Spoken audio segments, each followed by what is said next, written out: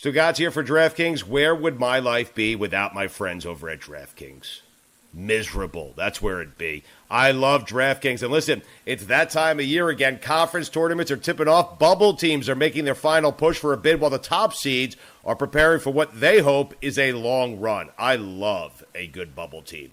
DraftKings Sportsbook, America's top-rated sportsbook app, is putting new customers in the center of the action. Bet $4 on an underdog, win $256 if they win. It's that simple. That's bet $4 on an underdog in select college basketball games, and if they win, you collect $256. The bank is open. There's no better way to put your college basketball knowledge to the test than to put your money where your mouth is with DraftKings Sportsbook. DraftKings is safe, secure, and reliable, so you can deposit and withdraw your funds at your convenience. Download the top-rated DraftKings Sportsbook app now. Use promo code Dan when you sign up to turn $4 into $256 if the underdog of your choosing pulls off the upset. That's code Dan to turn $4 into $256 for a limited time only at DraftKings Sportsbook. Must be 21 or older, New Jersey, Indiana, or Pennsylvania only. New customers only. Restrictions apply. See DraftKings.com/sportsbook for details. Gambling problem? Call 1-800-GAMBLER or in Indiana, 1-800-9-WITH-IT. Well, we left our homes up in Bristol Bay for the waters of Miami shore. With a hippo at the helm and our severance pay, we fly the pirate flag once more. Pirate radio with the ship and crew. We get wind in our sails and the sky is blue. There's a devil up our nose, so much work to do. Pirate radio. Well, the ship is a wreck, shit stains the deck as Michael hollers fellas make more. And Billy is a worry that he's got the scurvy, cause Chris ate all the limes in store. Pirate radio with the ship and crew. We get wind in our sails and the sky is blue. There's a devil up our nose, so much work to do. Pirate radio. Now Roy is a chum when he's on the rum. He's the glue when we spring a leak. And Stu is a mess, he does less and less. And Greg sounded worse each week. Pirate radio with the ship and crew. We get wind in our sails and the sky is blue. There's a devil up our nose, so much work to do. Pirate radio. Someone yelled ahoy, who the hell's cabin boy? Somebody named Tony, who knows? Once we got the skip, well, a mean jumped ship, cause he knew we would sail to gold. Pirate radio with the ship and crew. We get wind in our sails and the sky is blue. There's a devil up our nose, so much work to do. For the Pirate Radio. We flew in Amin Al Hassan from across the country because the NBA All-Star game was yesterday, and we at Meadowlark Media spare no expense in bringing in the experts, red-eyeing in. So he's in studio, did a labyrinth, a gymnastics course to get into the studio around all of Meadowlark Media's coronavirus protocols.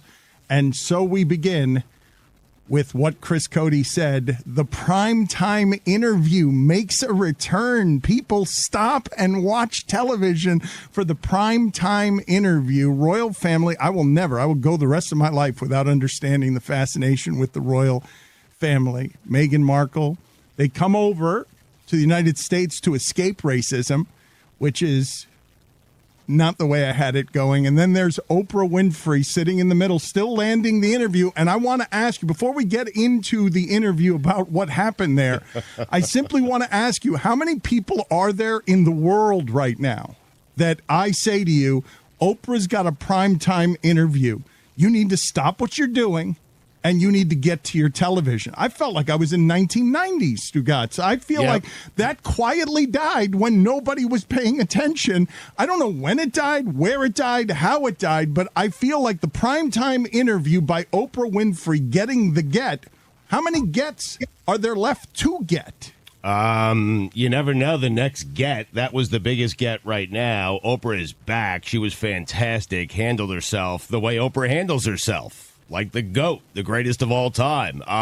You never know who's going to be next, Dan. You never know who the next Donald Sterling's going to be, you know? I mean, You don't. But Donald Sterling's not someone that everyone stops what they're doing and goes to a television and a primetime special where they advertise it for days and weeks at a time. For me, if there is a certain media personality that has a primetime special, there's a good chance I'll go watch it. That was Anderson Cooper's primetime special, I believe, with Donald Sterling. I'll go watch that, okay, because it's Anderson Cooper. I'll watch it because it's Oprah, and I did. Am I wrong when I say that is all but dead, that you guys are going to have a hard time coming up with a single name that America or Britain will stop and be like, what was said in a primetime interview? It's being embargoed. I haven't heard anything from it yet. All of it is waiting. As television changes, as streaming changes, as you need your information immediately, and everything's on demand now. Everything is catered. Basically, your entertainment options are a concierge for you at every turn. Do you think a lot of people, would sit down if Oprah had a primetime interview with Kaepernick? I don't know. That's a good one. I think so. We might be playing the game that no answer is good enough for Dan, but the point that he was trying to make with Sterling is whoever steps into a national controversy at the time, not Donald Sterling now, Donald Sterling right. 8.5 years ago, possibly, is it like Harvey Weinstein in the middle of everything. That would be a network event. When Jerry Sandusky sat down with Bob Costas, the eyes of a nation descended upon the television Cat screen. filter lawyer. Billy, are you still as interested here as you were? You have obsessed over the years about the royal family. One of the things that I find interesting about the history of the royal family is that Harry is in a position with his wife where he's trying to protect his wife, and his wife is trying to protect herself from the things that killed Harry's mother, from the incessant attention and pressure that felt like it ended Diana's life. So what you have that you're watching last night is a couple of people who have escaped what feels like a really decorated mafia family or cult that we've assigned royal family status. And so, Billy, did you stop what you were doing last night and make sure to watch this? No. Here's a surprise of the century. I was watching the NBA All-Star Game instead, which I know you probably wouldn't think, hey, here's a chance to see the royal family speak, or the NBA All-Star Game. That doesn't matter. Which is Billy going to watch? NBA All-Star Game. Because here's the thing. I know I can just see the highlights and the juicy bits of that thing, and I don't have to watch it for an hour, 2 hours, or however long it was on. So I don't need to see it. Also, I feel like the buildup, we kind of knew what was going to happen, right? And then I just go and, Twitter has the highlights and I see the big moments and it's like 2 minutes. And in the meantime, I can see people hitting half-court shots from like the moon. It was ridiculous, the shots they were taking yesterday, right? Yeah. All right, we'll bring Amin in here in a second. Damian Lillard has posted an emoji of someone doing yoga because someone else pointed out that ESPN is the problem, because ESPN, Stephen A. Smith is saying Lillard cannot be the kind of star that we want from him until he leaves Portland. And somebody pointed out to Damian Lillard that he wasn't in the ESPN headline as carrying that team yesterday, that the celebration was of Giannis and Steph Curry in the headline. But if Steph Curry and Damian Lillard have the same stat line and you can only give one spot in your headline, it's going to Steph. It's going to go to Steph when Giannis doesn't miss a shot all game. But Damian Lillard, Mike, he's one of your favorite players.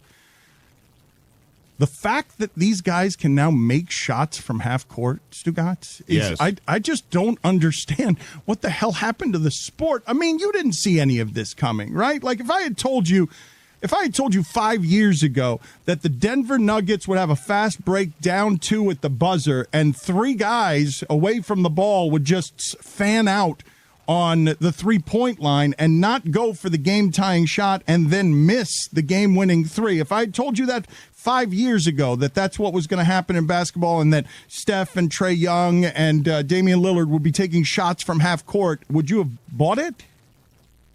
I wouldn't have bought it being a staple of someone's offense, like what we see Damian Lillard and Steph do, is that this is part of the offense. I'm going to shoot so much further out. As a defender, you can't go under on any screen. That I don't think any of us saw coming. The Denver Nuggets thing, I saw that coming because that was a dumb play. It wasn't because the strategy told them to do it. It's because they played it dumb, and they owned up to it. Jamal Murray talked about, I should have been more aggressive going to the hole, or just pulled up and shot. But also, Michael Porter Jr. has to cut. I mean, that's inexcusable. And so I thought that play was really interesting to me because I saw so many people say, see, the analytics? And I'm like, no. Analytics says go get a wide open dunk every single time. That is the highest efficient shot there is in basketball.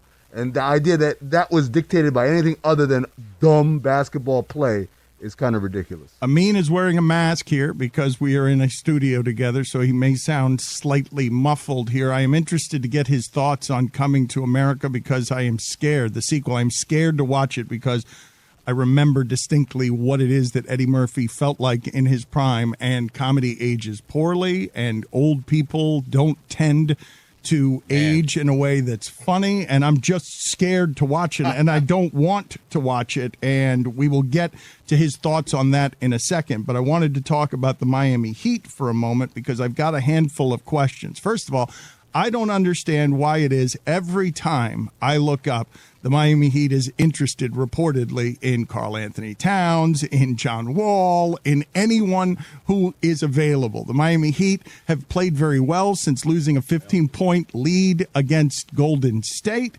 And after that game, Udonis Haslem, I think they've won 11 of 15 since then. They've got the second easiest schedule the rest of the season. But after losing that Golden State game, Udonis Haslem said it felt like an attack on the team's soul and that he had such a hard time sleeping that he slept in his sweats, in his warm-ups. And my question to you is... I love that. I love that, man. I really do. What does it mean?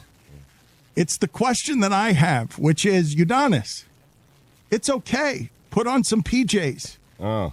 It's why is UD, Dan? Yeah, but you're I mean, okay, but he's not playing very much. What is the total... Has he played very many minutes this season? Has he played a minute? I don't understand why has he played a minute? Yes or no? I always thought he didn't wear any other clothes. He was always in those sweats and those warm-ups wherever he went. To the mall, to a wedding. That's what Udonis Haslem wears everywhere. Dan's got him in PJs. Do you have him having a hat? Does he have the hat on too? I just thought PJs was a funny phrase. And a visual that was pretty funny as well, like the Spider-Man PJs in 6'8". Udonis has racked up 0 minutes this season. 0 minutes. And put it on the poll, Guillermo, at Lebatard Show. Do you imagine that Udonis Haslem is simply always in sweats? Mike, why is it that they're always reportedly in play for bad contracts or bad players? And I don't hear those things. I just keep hearing them reported. I don't hear them from the organization, but I keep seeing them reported. You see the very popular thing of blank is monitoring the situation, which is actually something that you see in European soccer. I always find it funny. Oh, so-and-so club is monitoring Leo Messi's contract situation. They're just reading tweets like everybody else. There aren't very many people plugged into the Miami Heat organization, so you have a lot of outside factors that get aggregated onto your timeline, and you try to go source hunting, and you realize, well, it's flimsy, but it's not as sexy as putting up a custom Photoshop of Larry Nance in a Heat jersey. I mean, Karl Anthony Towns do anything for you? I thought he was going to be... I mean, does it do anything for Jimmy Butler? I thought they didn't get along.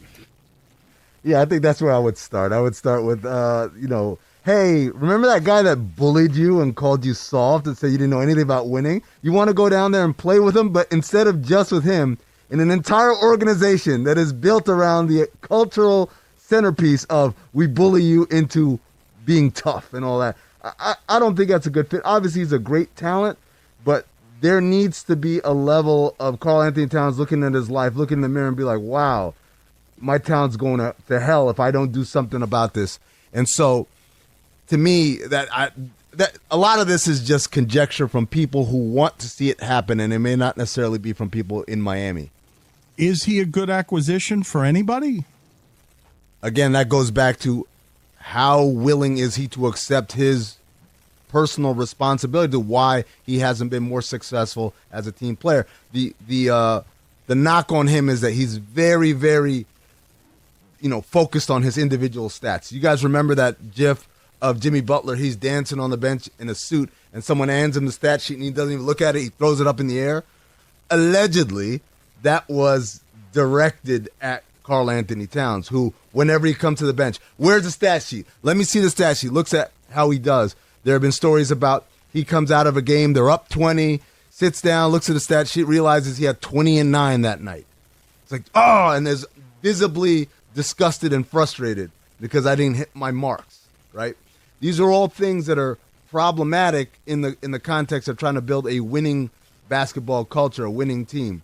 But in terms of being in ads, being in all-star games and all that stuff, it's great. And that leads to the kind of the mixed messaging that we give players what's most important. I don't know if you saw this, Stugotz, and I don't know who are the guys, that you would point to that have that reputation the most, because I saw video, 3 weeks ago, Bruce Brown, I think it was, of the Nets, scored 29 points in a game, and somebody told him, or he looked up at the scoreboard, and he was just delighted, right? I think he was the leading scorer on a team that has Kyrie and Harden and Durant on it. And Blake Griffin now. And Blake Griffin. Did you see the Blake Griffin stat? Because it's not just that he hasn't dunked since 2019. Players who are 6'7" or older. I'm sorry. Players who are 6'7" or over. Define. Yeah. Thank you, Stugotz. You got it. Who have had more than 150 shots. Yep. He's the only one who has not dunked in the entire sport. What happened? Couldn't I argue that's impressive? Give me some names here, Amin. Give me some names of people that you look at and say, these are the top guys. They are guys who are looked at as being only caring about numbers. Because it was Bruce Brown, right, that scored 29 points in a game and couldn't believe it because he wasn't keeping track of it. Yeah, I think, first of all, I just want to point out that for all these guys, it's not a death sentence. You can change. There are guys who are about numbers, and then as they get older, they realize, there are more important things, and they develop and change. A guy that I would say is probably doing that right now is Zach Levine, someone who was very numbers driven. I hit my points. I got my assists. Why aren't I an all-star? Well, it's because your team is terrible. But this year under Billy Donovan, he seemed to have recentered his focus. He's still getting numbers, crazy numbers, but it's with a lot more purpose and a lot better for the team winning design. And he's been rewarded for it. Wiggins is another guy that was purported to be that kind of guy, and in Golden State, at least, it looks like he's rededicated himself to defense and to being a little bit more forceful with his offense and not just kind of floating out there. So he's been better. It really goes back to the whole Draymond Green thing where he says we keep talking about players figuring out, but we never talk about organizations figuring that out. And the reality is, if you are a good player and you land with a bad organization, more often than not, they're going to bend over backwards to make sure you're happy, you're taken care of, rather than is this actually leading to wins or losses.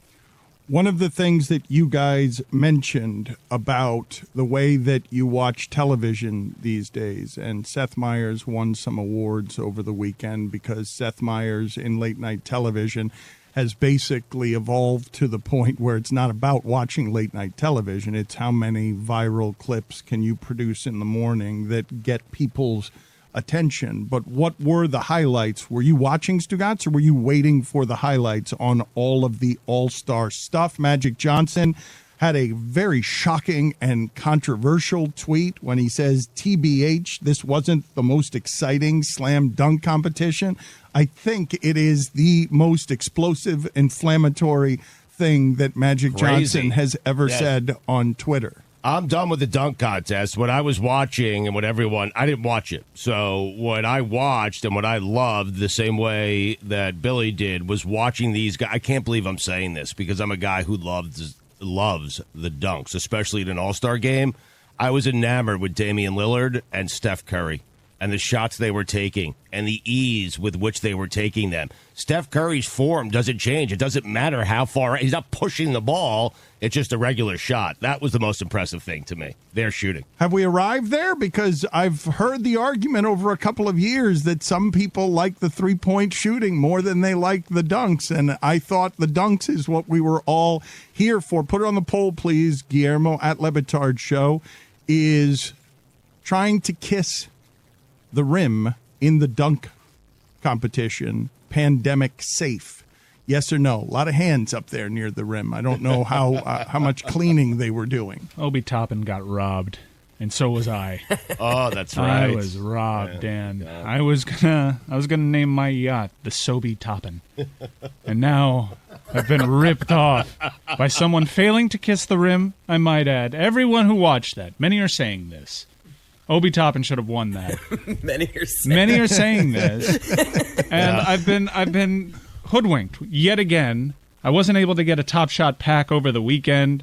I realized that I've made some poor investments, and now I need to start liquidating, Dan. And this was supposed to be a card I was going to be able to flip for thousands of dollars ROI, and now it's worthless. SOL. Mike, you got to be really mad at Dominique Wilkins, huh? Oh, 44. Oh my gosh, there was a whole agenda there. Human highlight reel really boned me on this whole deal. I'm frustrated by it, and also the contest is crap. I know that we limited the names and the pandemic had to do with it, but let me tell you something.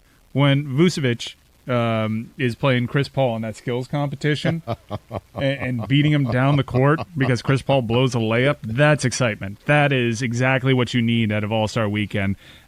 Simmons failing to kiss a rim, that's not for me. You know what I realized yesterday? We're like 6 to 10 years away from those judges just being Dwight Howard and Nate Robinson, right? Because that's what happens with the dunk competitions. It's just previous winners. Yeah, Jason Richardson was there, and Josh Smith. I was started feeling my age a little bit when Josh Smith looks like a distinguished gentleman up there, 2005 slam dunk winner. And there are kids that are like, wow, that was before I was born. I'm like, oh, my God, is he still getting paid by the Pistons? Why can't Zion do it? I mean, why can't he do it? It's too much to lose for Zion. What's to lose? Please. If he loses to Simmons, who I think is named Anthony, but I'm only like 50% sure. If he loses to Cassius Stanley, who, by the way, my commute here was longer than his total minutes played in the NBA this season. Stu, you don't feel that secondhand embarrassment when the dunk contest participants start failing at their dunks? Like, that's what everyone's afraid of. Like, if Steph Curry misses a few threes in the three-point shootout, it's not the end of the world. But the shame of failing to dunk in the dunk contest is probably so profound for NBA players. That's why the field is so limited now. But do you think Zion's going to fail to dunk ever? Could. I don't think so. And go back to the old format where it's one dunk, one dunk, one dunk, one dunk, one dunk. That's it, you know? Mm-hmm. Yep. Don't get me started on LeBron also, by the way. LeBron shouldn't be eligible for the Hall of Fame if he doesn't participate in a dunk contest in his career. At least one, yeah. Put it on the poll, Guillermo. Should LeBron be eligible for the Hall of Fame if he doesn't participate in at least one dunk competition in his career? Yeah. Steph Curry's legacy would be ruined if he participated in a three-point contest and just did terribly. But you know what? He has the guts to do it every year. Well, not every year, but every other year. Where's LeBron? Where's Zion? I'm with you guys. The pressure was getting to Steph, though, because many are saying this, the greatest shooter of all time. And without a three-point contest win to his name, you could start poking holes in that. If you lose to Mike Conley in the final, that's really embarrassing. But thankfully, the Mountain Dew ball came in clutch for one Steph Curry. But Zion losing to a guy like Simmons, that's embarrassing. If Zion lost to Giannis or LeBron James or Kawhi Leonard, Paul George, that's not embarrassing. That's fine. Okay, I lost to LeBron. I didn't lose to some guy who comes off the bench for the Blazers. It's the second time Steph Curry's won it, so my point is moot. I mean, why is it that you compared minutes to your commute when people are assuming your commute was from the West Coast? Well, I made my commute this morning, but, you know, it just highlights. I was thinking, wow, that's a lot of minutes. Yeah, so you're saying, from this morning staying at Sedano's place? Pretty much. You had breakfast, Flan? I did not, because the place where I went to dinner last night did not offer flan as an option. He asked for it. Yeah. It's not a Miami Amin trip without some breakfast flan. We need to get that fixed. Are you ready, Amin, to give us your Coming to America review? Because how many of you have seen it? Who in the Zoom has seen Coming to America, the sequel? Nobody here. Mike Ryan is the only one who has watched Coming to America. Now, we deduced, right, that Billy and Chris didn't even watch the original, correct? Neither one of you had seen the original Coming to America, so you'd have no reason to watch. Roy, are you with me on this? You're scared to watch it because you think that your memories are going to be urinated on? No, I'm not scared to watch it. I mean, there's a possibility that it might be a disaster, but I will watch it sooner or later. Will you? I love you, terrified. Well, will you be discouraged if people you... It's a movie. Would you be discouraged? I'm assuming that Amin and just the faces Mike is making suggests that he hated it. And that's behind a mask. Yeah, I'll see the flow to Amin because I'm curious what his review is. For me, it was just the nostalgia was. If you're a fan of the original, there's enough nostalgia in that film to put a smile on your face. But No, I there's didn't. not. I didn't laugh once. Not one laugh. Not one chuckle. Amin, your turn.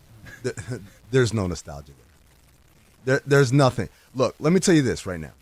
The first red flag, before I even started the movie, saw the rating, PG-13, dead giveaway. Dead giveaway. Dead giveaway. PG-13, the original was rated R. Within the first 10 minutes of that movie, you've got a cab driver calling Eddie Murphy, you dumb f***. And then 5 minutes later, Eddie smiles at Arsenio and says, what is it, dumb f***? No F-bombs in this entire movie until I believe the gag reel at the end where someone messes up a line and says, oh, f***, and they bleeped it out in the gag reel. No. No one wants to see Eddie Murphy play it safe. We've seen this time and time again. We don't want to see the Haunted Mansion. We don't want to see Pluto Nash. We want R-rated Eddie Murphy, right? And the last thing he did, which did really well, was the Dolomite movie. Dolomite Is My Name.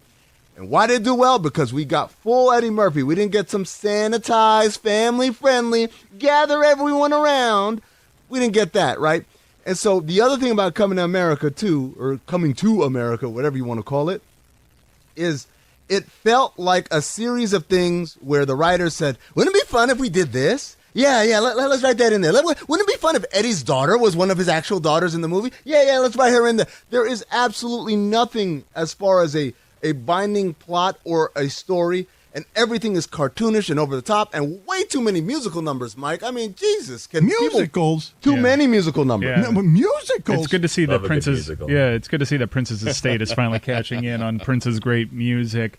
For me, what happened in the writers' room wasn't wouldn't it be fun if it was like we have to have a strong female lead. We have to not be misogynist with our film anymore. And there's even a bit where like Eddie Murphy sort of cops to getting all that stuff in the 80s. Like it was just, it felt formulaic at times. And I did pop for like some of the CGI effects when they go back to the nightclub when they were dating in Queens and you see young Arsenio. Like some of that stuff was cool. I did chuckle and I wanted to see Mr. Randy Watson, spoiler alert. Like I did chuckle. No. You chuckled. No, I need to hear it. I need to hear it. I was like, chuckle? no, it was like a chuckle. Okay, so I see the flashback scene, and I'm like,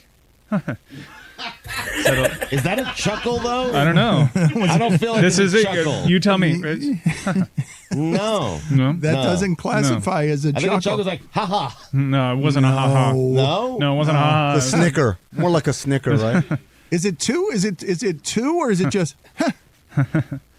Well, that's three. That's a I think snort. three's a chuckle. Three makes it a chuckle, I think. Let's hear what you got, Chris. No, I'm saying if it's just that's not enough. But if it's then that's three. like once you get that third noise, then it's a chuckle. That's I it. think. Is that a point. giggle? Is two a giggle? I think No, it giggle's upgrades. more No, I'm with Chris. I'm with Winningham on this. I think you upgrade to a giggle once you've gone from 2 to 3. I think you might get a chuckle at 1. I think No. No. It's That is Giggles- absurd. Giggles Giggles higher, Yes, higher note. Stop. Giggles Yes. more hee hee.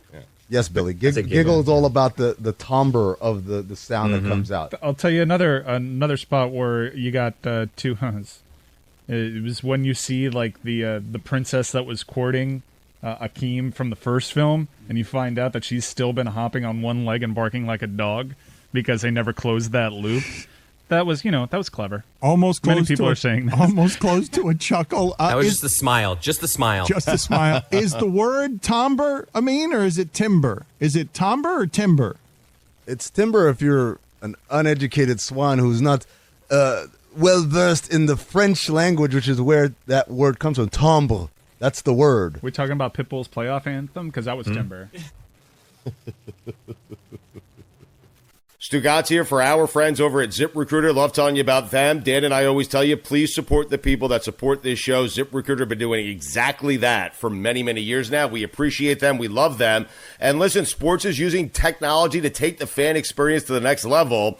The NBA used more camera lenses and 5G bandwidth to put fans courtside. Snapchat let fans virtually walk the official NBA floor. Digital fans in the stands could watch the games virtually and pump the players up. When it comes to hiring for your business, there's one solution that's been advancing its technology for years, ZipRecruiter. And now you can try it for free at ZipRecruiter.com/Dan. When you post a job on ZipRecruiter, it gets sent out to over 100 top job sites. Then ZipRecruiter's powerful matching technology identifies people with the right skills and experience and invites them to apply to your job. It's a winning formula. No wonder 4 to 5 employers who post on ZipRecruiter get a quality candidate within the first day. So if you want to step up your hiring game, give ZipRecruiter a shot. You've got nothing to lose. Why? Because right now, you get the chance to try ZipRecruiter for free at ZipRecruiter.com/Dan. That's ZipRecruiter.com/DAN. What are you waiting for? Go to ZipRecruiter.com/Dan. ZipRecruiter,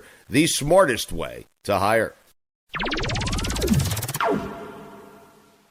Giggle, I feel like, is multiple laughter that lasts over like a minute long. I really like your giggles. You get the giggles. A minute long? A minute? That's why it's called. You get the A giggles. minute? No, a You minute. get A the minute long is a giggles. laugh riot. A minute of laughter is Hysteria something that might result in death if you can't All right, catch perhaps your I get breathing. carried away with a minute, but I feel like when you get the giggles, it's something that stays with you for a little bit. No, There needs to be giddiness involved in giggles. So what is at the bottom of the laughter pyramid then? I think it's a chuckle. Sadness.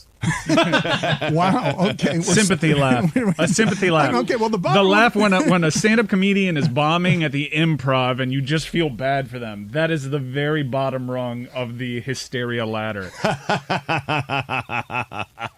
Is this a totem pole thing again, though? Sugotz's laugh is just a notch above, like the courtesy laugh that you give the warm-up comic at the Improv. I think that below sadness on this chain of laughter, if you're going to put sadness on the spectrum, I think you start at the bottom with suicide and then move your way up, right? If you're insisting, because sadness. Dan. what are you doing? Dan, Why am I no. The sympathy laugh to the comedian who's bombing is lower than suicide. Wow, no, suicide is no laughing matter. I'm not saying it's a laughing matter. Why is sadness a laughing matter? Sadness can be. Tears More of a so than clown. suicide. Yeah. Yeah. Agreed, but that's why suicide would be below sadness. But suicide never ends in something funny. I understand, but what I am saying is if we're doing the entirety of the spectrum, the bottom of it needs to be something that would not make you laugh, giggle, chuckle at all. If we're going to include sadness. You went too dark. I did. You pushed There's it gotta be too extreme. Yeah. Speaking of laughing, Mike, did you laugh at everything that happened in wrestling last night? Because That got more than a chuckle. You guys were watching the All-Star game. I put on my Twitter timeline this morning, and I just found out that Meghan Markle gave that interview to Oprah because I was fixated on an exploding barbed wire death match that went horribly wrong for AEW. That was wait a minute. Phenomenal. Okay, but just to explain it to the audience, when you say barbed wire death match that went horribly wrong, it didn't go that horribly wrong because what I assume when I hear barbed wire death match is horribly wrong. One of the wrestlers died. Yeah. Again, I'm on happen. a death and suicide kick, evidently, but that's not. It went horribly wrong. How? The barbed wire match is barbed wire on 3 sides of the ring, correct? A famous quote from Vincent Kennedy McMahon: "They only remember the finish," which is a real shame. And I think that I think Tony Khan, who owns AEW, feels really poorly that this went viral and it's like a punchline. So you have two wrestlers, one of which has been on our show, Jon Moxley, who has this whole like deathmatch background in the independent circuit, and then in WWE he became Dean Ambrose, and he couldn't do any of that stuff. So now he goes to AEW, and he finally gets to chase that deathmatch stuff that he likes so much. And he was wrestling their champion, Kenny Omega, who spent time in Japan.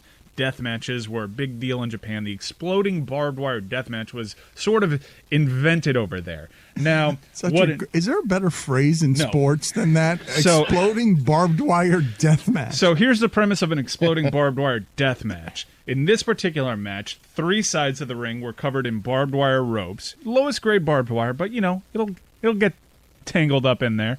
And on the outside, for optics, because you don't actually touch these explosives, but it makes it look like you're touching these explosives. Anytime someone bumps into the barbed wire that's on those ropes, and ropes are key to the squared circle, Dan. You can't have a wrestling match without running the ropes.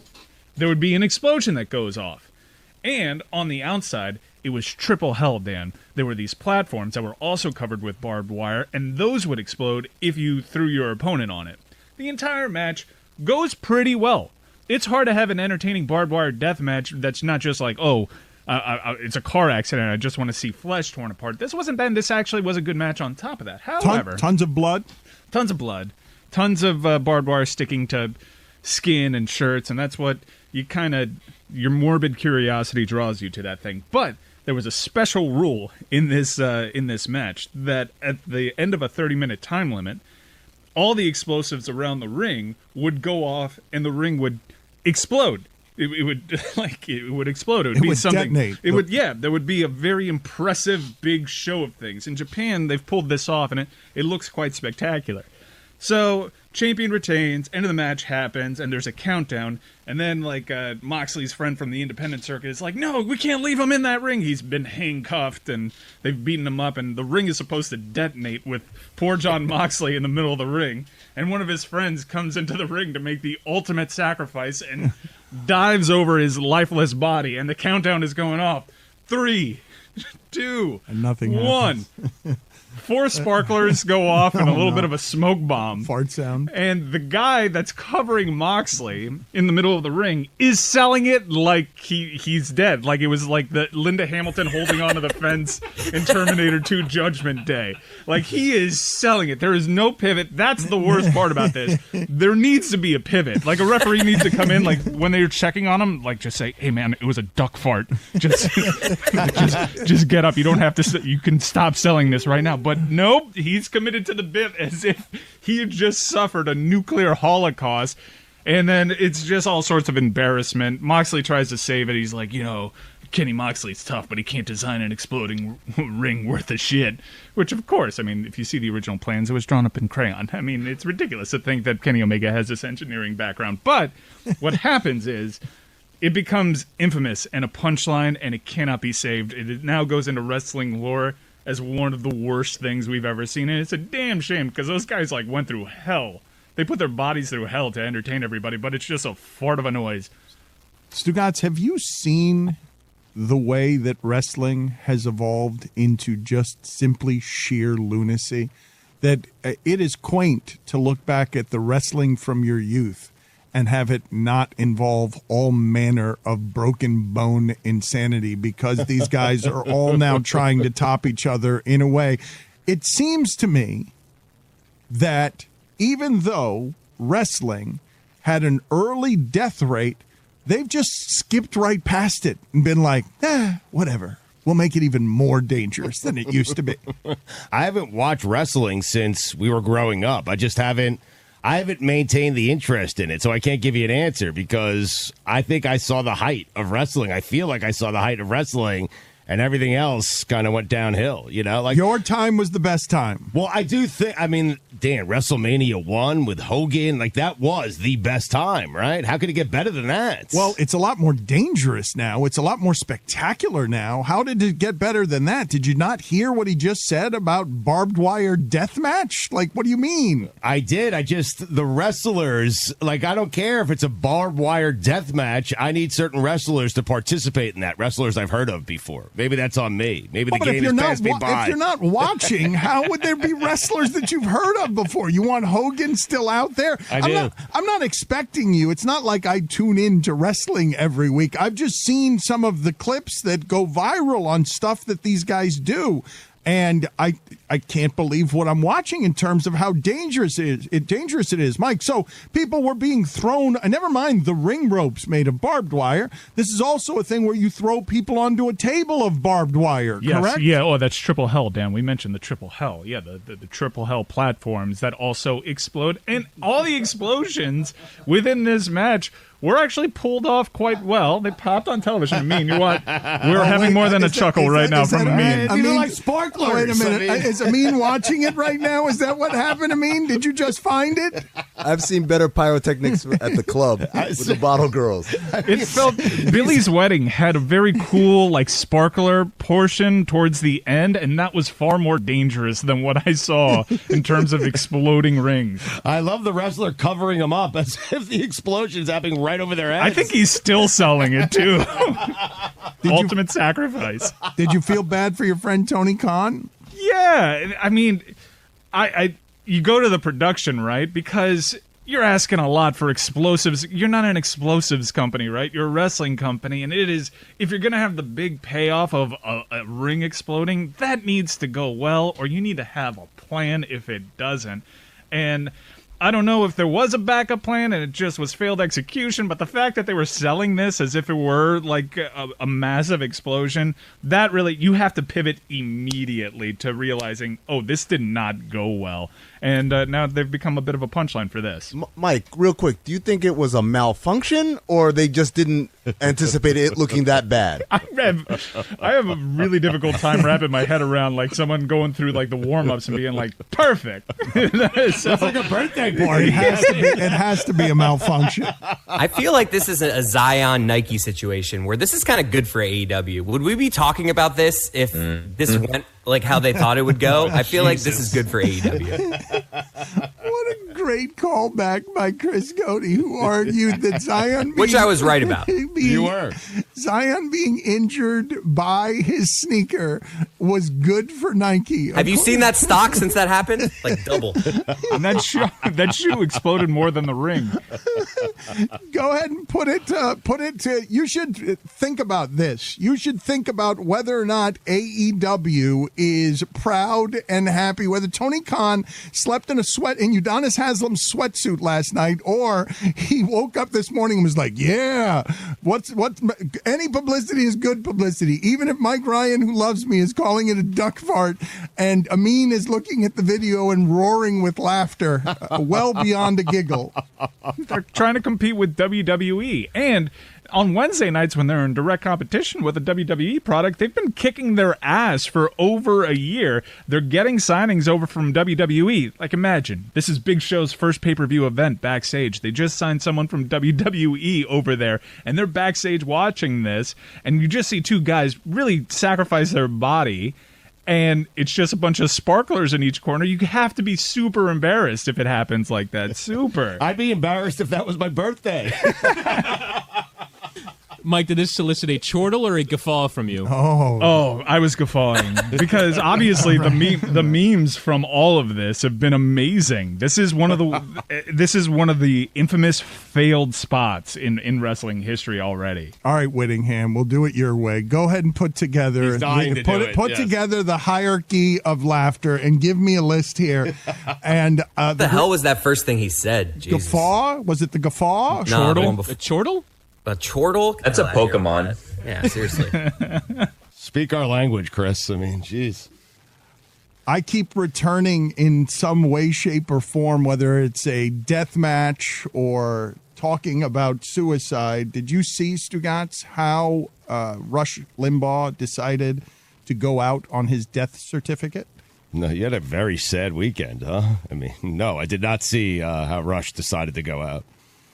Greatest radio host of all time is what it reads on the Rush Limbaugh death certificate. The Groat. I mean, you can make the point. You can make the argument for, certainly. You could. The H is silent in Groat. Stugotz here for DraftKings. Where would my life be without my friends over at DraftKings? Miserable. That's where it'd be. I love DraftKings. And listen, it's that time of year again. Conference tournaments are tipping off. Bubble teams are making their final push for a bid while the top seeds are preparing for what they hope is a long run. I love a good bubble team. DraftKings Sportsbook, America's top-rated sportsbook app, is putting new customers in the center of the action. Bet $4 on an underdog, win $256 if they win. It's that simple. That's bet $4 on an underdog in select college basketball games, and if they win, you collect $256. The bank is open. There's no better way to put your college basketball knowledge to the test than to put your money where your mouth is with DraftKings Sportsbook. DraftKings is safe, secure, and reliable, so you can deposit and withdraw your funds at your convenience. Download the top-rated DraftKings Sportsbook app now. Use promo code Dan when you sign up to turn $4 into $256 if the underdog of your choosing pulls off the upset. That's code Dan to turn $4 into $256 for a limited time only at DraftKings Sportsbook. Must be 21 or older, New Jersey, Indiana, or Pennsylvania only. New customers only. Restrictions apply. See DraftKings.com/sportsbook for details. Gambling problem? Call 1-800-GAMBLER or in Indiana, 1-800-9-WITH-IT. This is the Dan Lebatard Show with the Stugotz podcast.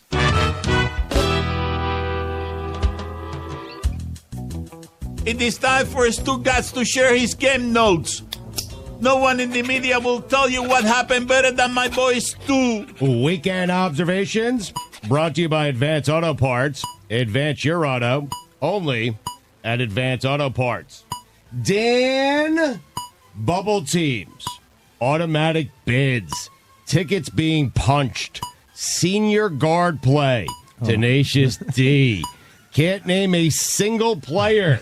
Dan, March Madness is back. Yes. Something about Malcolm Gladwell being a spokesperson for General Motors just doesn't make sense.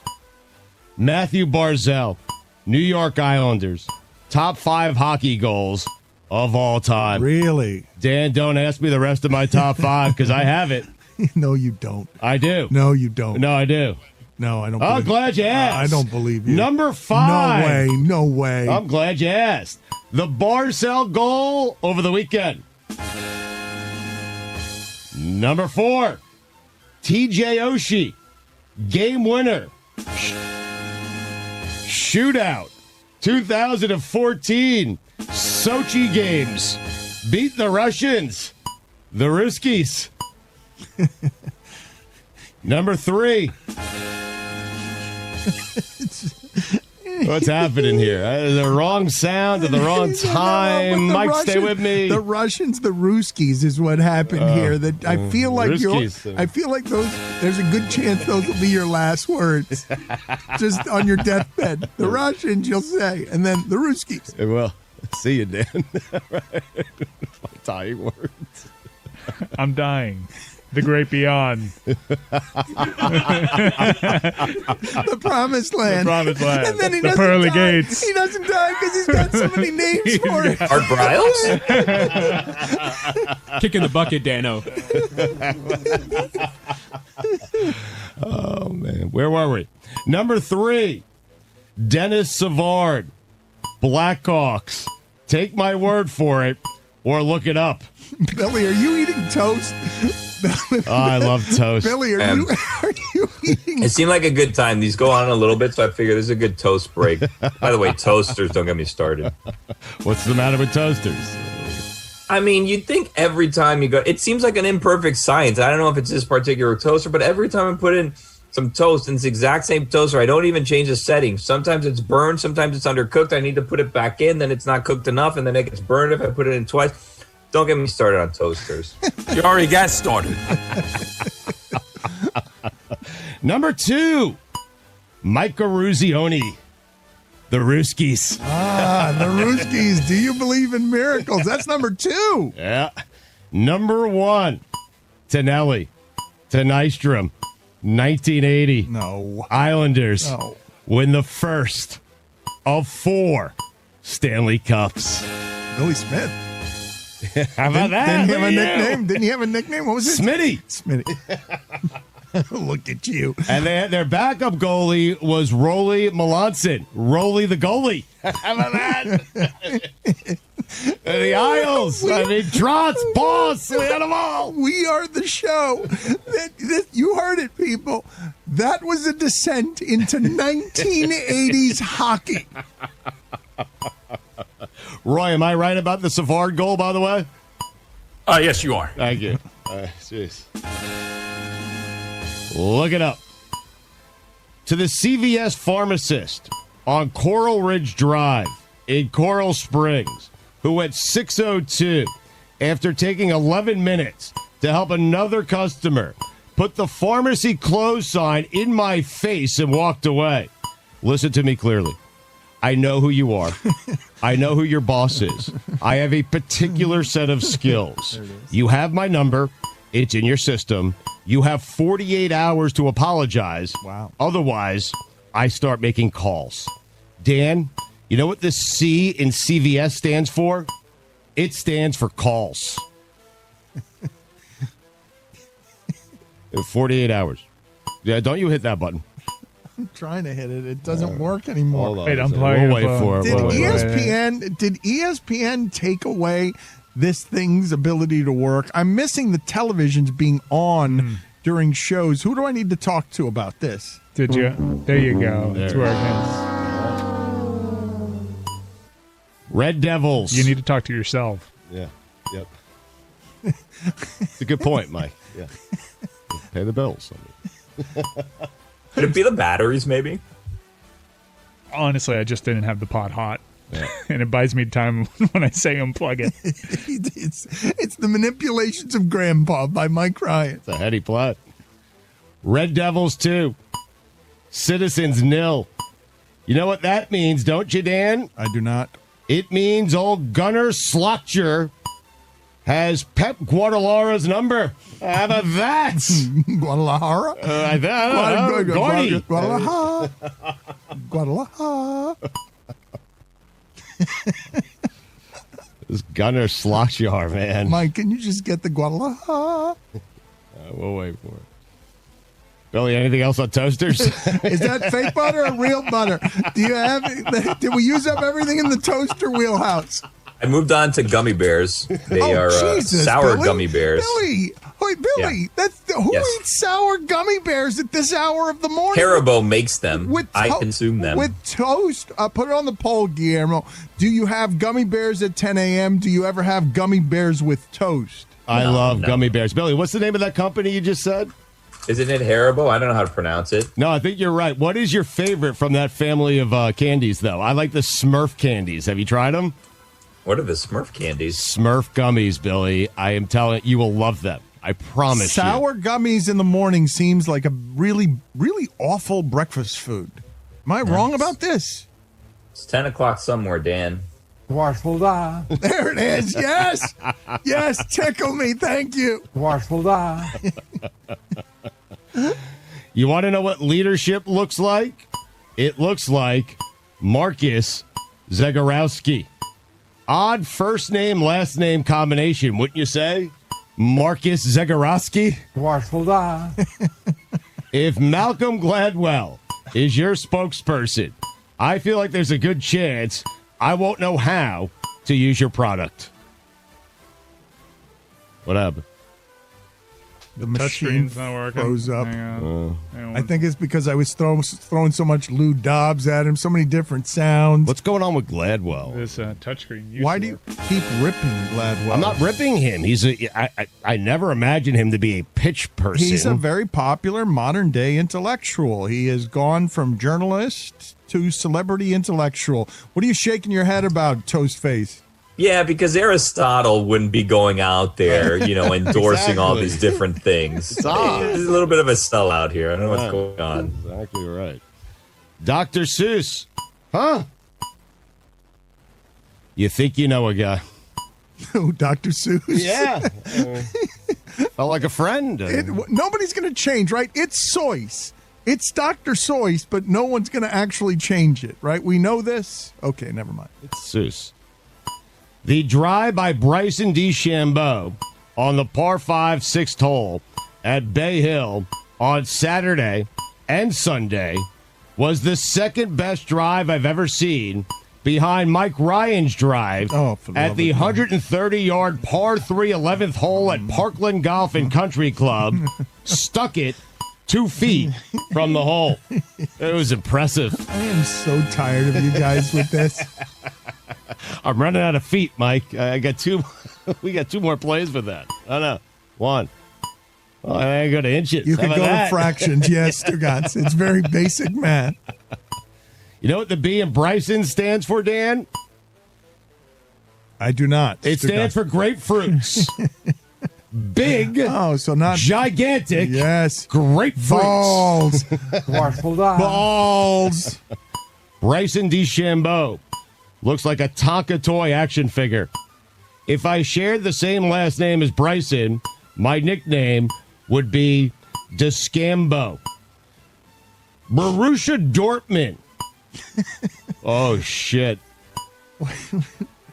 Hold on a second. Well, you got to get your glasses like Gumbel. You got to go get your glasses for this word. It's a tough one. Borussia Dortmund. Talesman. Erling Braut Haaland rose to the occasion, but ultimately it was Bayern Munich's day in Der Klassiker. The old Klassiker. Or is it Klassiker? Klassiker. Oh, the Classico. No, Klassiker, like a German version of that. I believe it's Talisman, and you actually, ironically, got Borussia Dortmund right. You've written it enough times here. I got Bayern Munich, right? I think. I got an email over the weekend about senior perks, and I started crying. You've gotten any of those yet? No. You're gonna. Senior perks? Did you what? Like coupons? What did you get? Oh, wow. He's going to look through his phone here and he's going to find. I mean, he got the vaccine. That's one senior perk. Yeah. Moderna, baby. Big day. That was my phone going off. That's a fine. I got a new phone, so it's a $5 fine for me. Jonathan, here are 18 of the hottest senior discounts right now. Splash. Oh, fuck. What are they? I didn't check them, Bill. I'm scared. Can I see your phone? Let me just see your phone. You can keep reading the weekend observations. Hand me your phone, and I'm going to look through what the senior tips are that you're getting. Coupons for. I can't wait for senior discounts. It's perks. Really? Billy, you're looking forward to Social Security? Oh, my God. It's great. Billy, what's the matter with you? Why are you... You think you're going to get to old age, Billy, with eating sour gummies for breakfast? It's my reward. Snack. Splash. ESPN had a special last night, simply titled Goats. Jesus, why'd we leave? Blindly trusting Lebatard has me ripping my house apart, looking for old baseball cards, because I need some sort of revenue stream. We're not being paid still. That's 2 months. It's getting scary. At 11-11, Duke will somehow be the 1 seed in the East bracket. The Dukies. Malcolm Gladwell, as a pitchman, intimidates me. That's it. That is it. That's why he intimidates me. He's smart. Yeah, I mean, yes. I can't use his products. I think he's very smart, but there are smart people who don't think he's as smart as he deserves to be looked at differently. He's overrated. Names. Wow. Overrated. Wow. Yeah. Wow. Overrated. Name names, Dan. Who are these smart Who people? said it? Who are the smart people spilling tea? Intellectuals that are legitimate intellectuals who look down their nose at the simplifications of Malcolm Gladwell's book. So Do you guys have like meetings where you talk about this? Yes. Mm-hmm. You're not invited, clearly. That's why I was asking. Kenny Smith said his son is 23 years old, and this is the first time he's seen the Knicks be good. I hate them. The Jet. Griffin to the Nets. Give me a Blake. Blake Griffin. Just so we're clear, if the Nets win a championship, you will still have no championships in my personal record book. In fact, that goes for the entire team. including Steve Nash. I'm still marinating on Jeff Green. He might get a ring. He deserves one. He's a lifer, role player, takes charges, plays defense. The rest of you, no rings. How about that? Luca plays like he's 40 years old. Stanley Tucci, Searching for Italy. Best show on TV. Tooch. Giannis. What happened there? You said it with a flourish. Tooch, have you seen this show? Tooch, I've heard about it. It is fantastic. Oh, the food is delightful. I've seen of it. All the intellectuals love it. I do. Giannis, do it in the finals. Better yet, make it to the finals. Greek freak. Iowa is retiring Luke Garza's number 55. Congratulations to whoever the hell that is. Islanders, Golden Knights, Lord Stanley, collision course. Israel. You mother bleeper. Israel. Adesanya. Bellator. Collision course. You just couldn't call him Izzy. You didn't trip over the Israel part.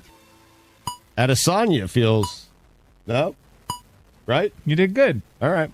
With all due respect to Peloton, I'm pretty certain you work up the same kind of sweat riding any bike that vigorously for 45 minutes. How was the dunk contest? Headline, Urban Meyer explains what it means to be elite. I didn't click on it, but I'm guessing part of being elite is hiring a racist strength and conditioning coach.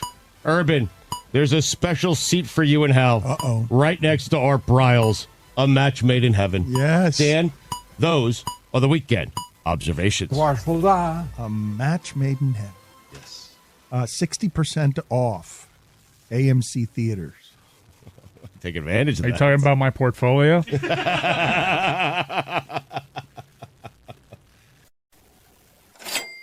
Nothing in life is free. Time for some ads.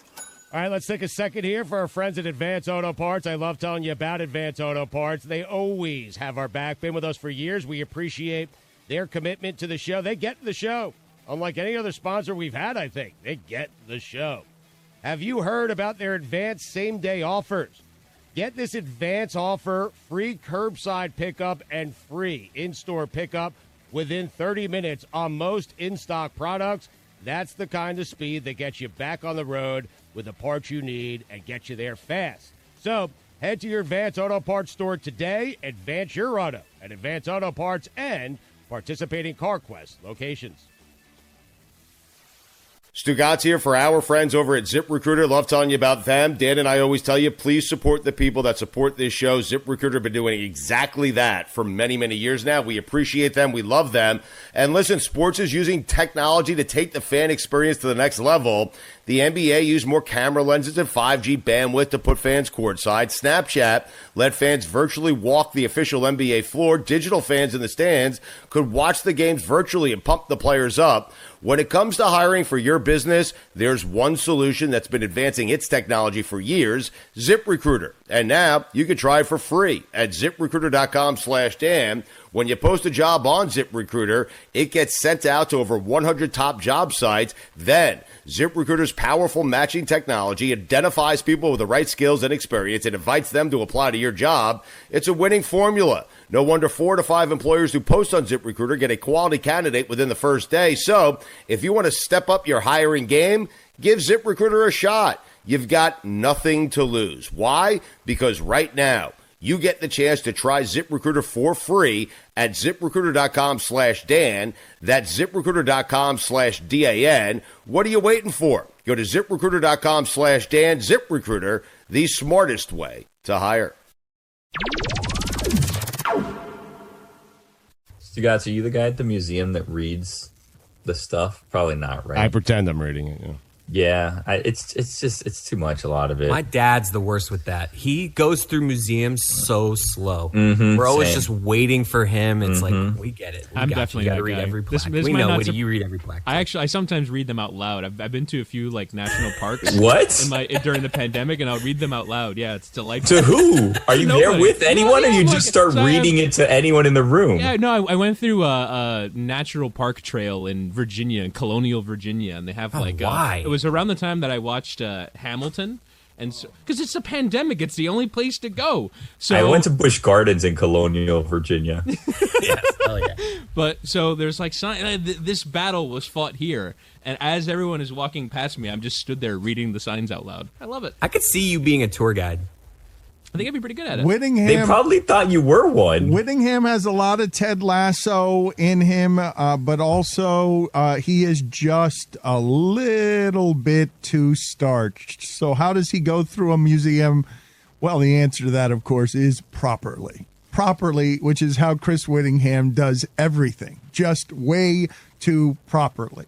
That's actually the surprising part about this, right? It's not that you're reading it out loud. It's that it feels like you're breaking museum etiquette there, but you don't care. You just want people to know what it is that's going on in that room. It's a good exercise of my reading out loud abilities. Part of our work is to read out loud, and Yes. so I like to test myself. I love that he's practicing broadcasting at the Louvre. That he's just out What's there. the Louvre?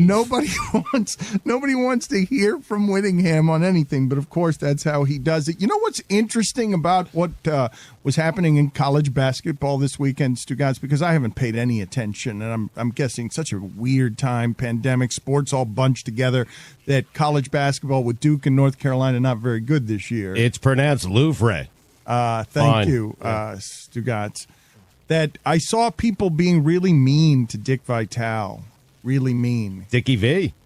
and it was uncomfortable for me, and it reminded me of another time. And I don't know if Amin is old enough to sort of appreciate that at one time, really, he's one of the things that made ESPN a cultural phenomenon, because he became far and away the biggest and most famous thing in that sport, the thing that was praising. In fact, you could actually give and tie directly to Dick Vitale the over-fawning coach worship that you hear in broadcasting, that you hear less and less of now, started with him and just a general enthusiasm for basketball, an enthusiasm that it's been remarkable to hear him keep over decades, Stugotz. But man, kids today who do not have any appreciation for that and don't want nostalgia, they get really annoyed by the gimmick, because the gimmick wasn't a gimmick at the beginning. The gimmick was something that people really enjoyed, that was changing broadcasting. A guy who was screaming the whole time. It was enthusiasm. He had all sorts. Man, that guy made so much money for college basketball by being the feeder system at ESPN that was the voice and face for the game, and people were hostile toward him this weekend. It was a gimmick, but it was different. It was unique. It was a guy reacting the way maybe you reacted in your living room, watching the same game, watching the same moment. And we always talk about, are there broadcasters you would go to just to see the broadcaster? There are countless college basketball games that I watched that I was not that interested in because Dickie V was on the call. And it was so different and jarring that I enjoyed it. I really did. Well, I asked this question of the audience, and I want to get back to you on this, because you guys tell me, how is that supposed to age? How will you allow that to age gracefully? Because whether you liked him or not, and he was polarizing at the time, he is an icon broadcaster over many years. And what I'm saying about him in the sport, you play word association through the 80s and 90s on just asking people, college basketball, what do you think of? And it would be him. Yes. And it helped explode the sport. And I wonder, as I ask you this, because people were cruel to him, and, you know, he's trying, what is he? How old is he, 80? Oh, I would imagine he's. How is that allowed to age? I asked the question sincerely. Mike, you're a producer in this industry. You've seen the way that we're very obviously aging. He's 81, Dick Vitale. They've allowed him to age gracefully, I think. They've been taking him off of some of the marquee games, pairing him with different and sometimes younger play-by-play people, limiting the exposure, and using him in doses. I mean, he still has a very large appeal. To me, I still pop whenever I see Dickie V on TV. That's who I want to hear talking about basketball because his voice is synonymous with the sport. I mean, what do you think of Dick Vitale, and what do you think of the specifics of what it is that I'm saying here? The idea that people are being cruel to a legend and an icon who is trying to hold on at the end and still, give voice to the sport and enthusiasm to the sport. And what does it cost you to allow him? Dan, it's funny because you often talk about how sports takes itself too seriously and we mustn't sully the cathedral of sports. And Dickie V really is someone who is the opposite of that, right? Allows you to have fun and yell about diaper dandies and PT peers and all that. So there is an irony there. However, and I know this from doing my podcast, Cinephobe, which is the one where Zach Harper and I review movies that are poorly rated on Rotten Tomatoes and try to ascertain whether that rating is accurate or maybe they didn't get a fair shake. A lot of movies that we watch are from the 80s, and when you go back and watch them now, they seem trite and cliche, but the reality is, at the time, they were setting the bar, right? So, Stugotz, Tango and Cash, Action Jackson. They seem, all of these cliches of, hey, I don't like you and you don't like me, but we're going to have to work together to get along. That all started back then. So back then, it wasn't cliche. It really was the first time anyone was doing this kind of stuff. Now, if you see it in a movie, you're like, oh, here we go again. Let me guess. You guys won't like each other at first, but then you'll get to know each other and respect each other. That it's cliche for us now because it's been done over and over and over again, copying that original that happened back in the 80s. Similarly, Dick Vitale, it's cliche now because we're sitting on 20, 30 years of watching him do it. And other people try to emulate that. But at the time, obviously, it was innovative and groundbreaking. Amin has been wearing out people the last couple of days in town. Miami Beach is crazy right now. It's spring break. It is an interesting combination of dangerous and foul and reckless, and it doesn't feel like the rest of America. And Amin is thinking about deep things, and I don't understand what is happening with him and how he's been touched by something that you may have seen on Hulu in and of itself. Every time I walk into a room, Amin, you're talking about in and of itself on Hulu. It is, I don't even know how would you explain this to the shipping container? This is hard to explain. How would you explain what in and of itself on Hulu is to the people here who do not know what that is? Because I don't know how I'm going to be able to explain it for you. Is it a baking show? What? In oven itself. You had it in an oven. I mean, why are you wearing everybody out with this? Are you recommending it? I am recommending it. It's based on a one-man show, I believe, on Broadway, and this guy Derek Delgadio, who's an illusionist, he's a kind of a card trick guy and all this stuff, but it really isn't an illusion show. It's not a magic show, although there is magic and illusions that happen. It's really about his own exploration of himself and ultimately the grander question that we all have to ask ourselves is, who am I? And so all the audience members, as they walk in, they walk past a big bulletin board that has cards, and each card has a different identity. It says, I am a journalist. I am a dreamer. I am a reflection. I am an ophthalmologist. And the idea is that before you enter the theater, everyone's got to grab a card. And then they take the cards and they turn them into him in a stack.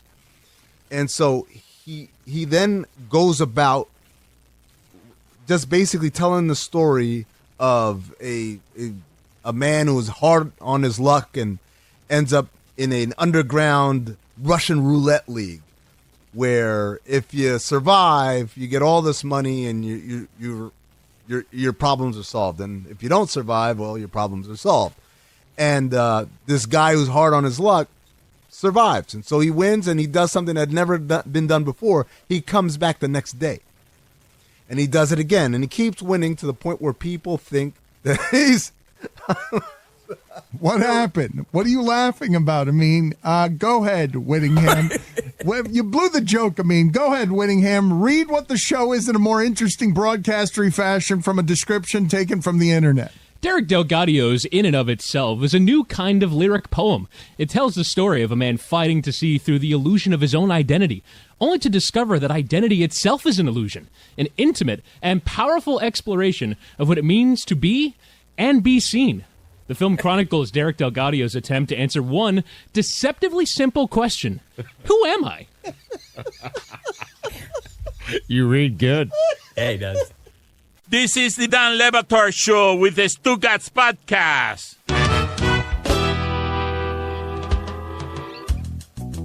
We'll get to funniest thing from the sports weekend in a second. We will also get to Chris Whittingham's laugh tears of laughter. We've got for you guys here where we're going to go ahead and create a hierarchy of words, and I want to rank them. I want to get them in order. It's a very important thing that we end today on getting this right before we get out of here. But there was something that happened this weekend, and because I could be fooled by the internet, I didn't know if it was real or not. It didn't seem like it could be something that was happening in 2021, even as ridiculous as the last 4 years have been, where I'm listening to a sermon a man is giving, and it felt like a Saturday Night Live spoof, that I would have liked to have written this as a spoof, because I wasn't sure that Pastor Stuart Allen Clark, great pastor name, Stuart Allen Clark, wasn't a comedian doing this, testing material, dangerous material in 2021.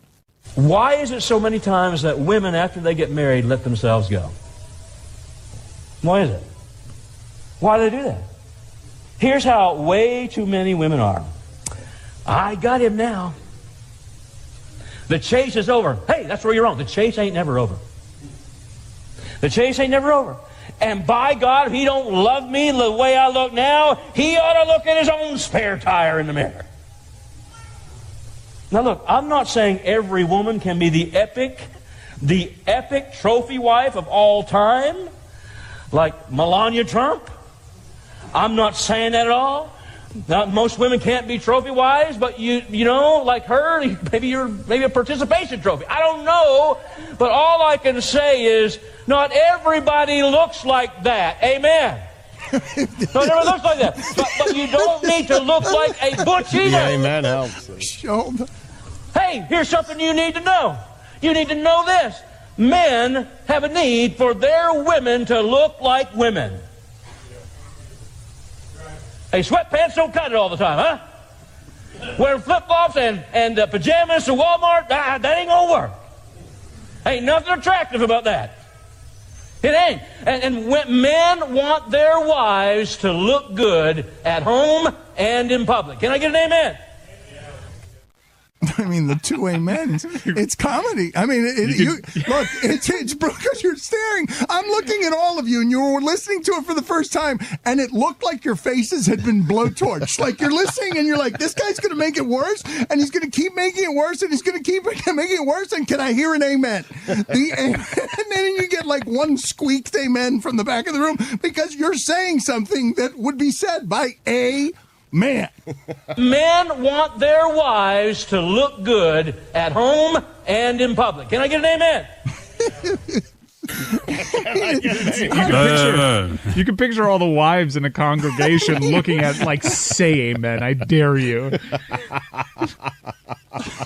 Can I hear the final amen? Men want their wives to look good at home and in public. Can I get an amen?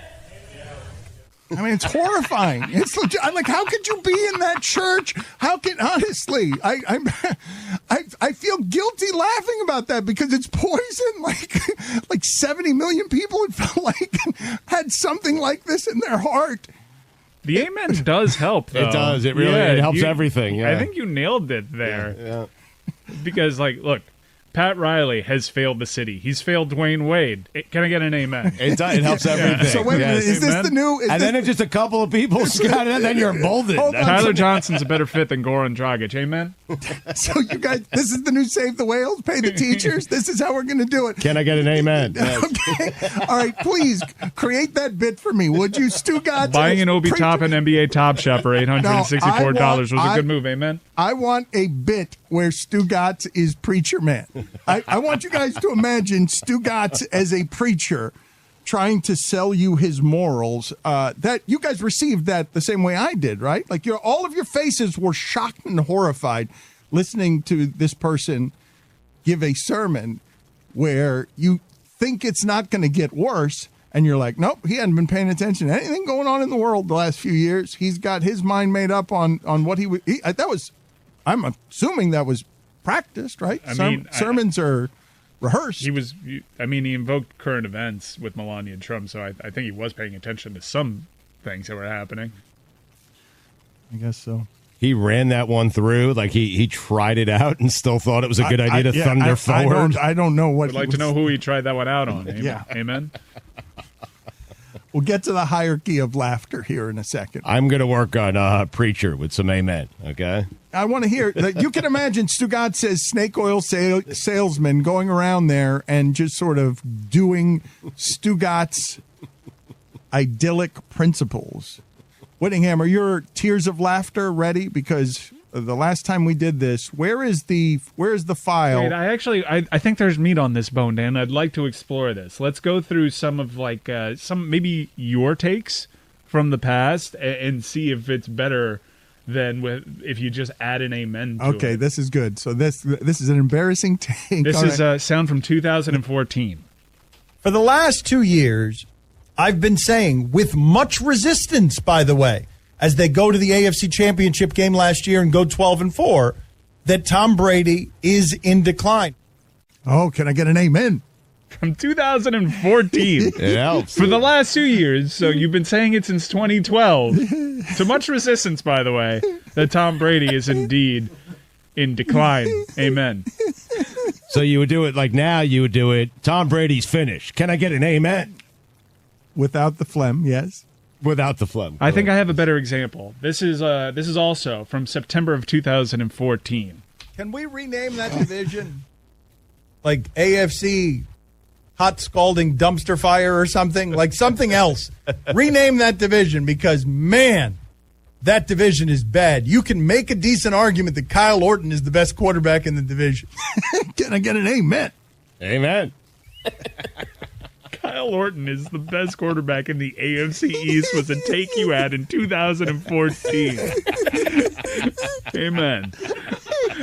No, I don't think this is working. It's working as a podcast bit. I don't think it's working where I'm able to cover up that with an amen. You believe that? You believe Kyle Orton was better than Tom Brady in 2014? Do you remember when Kyle Orton soared across the sky over a couple of games for the Miami Dolphins? We had him on the show.